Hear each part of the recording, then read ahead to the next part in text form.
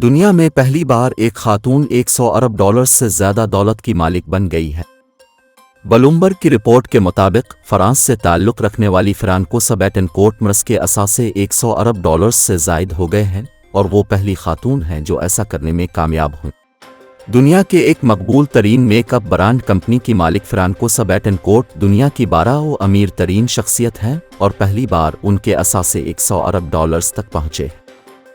उनकी कंपनी के हिस्से की मालियत में 2023 के दौरान 35% इजाफा हुआ, जिससे इंडिया मिलता है कि कोविड-19 की वबा के बाद लोग एक बार फिर पुरतइश मसनूआत पर पैसे खर्च कर रहे हैं। 70 साला फ्रांकोइस बेटनकोर्ट के वालिद ने ग्रुप ऑफ कंपनीज की बुनियाद रखी थी और वो अपने वालिदैन की इकलौती औलाद थीं। 2017 में उनकी वालिदा के इंतकाल के बाद उन्हें कंपनी के 33% हिस्से और दीगर असासे मिल गए थे। अब वो दुनिया की सबसे बड़ी कॉस्मेटिक कंपनी की वाइस चेयरपर्सन है।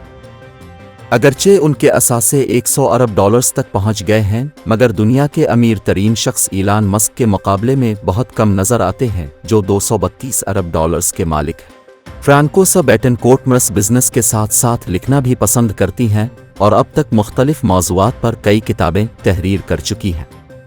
उन्होंने 1984 में शादी की थी और उनके 2 बेटे हैं।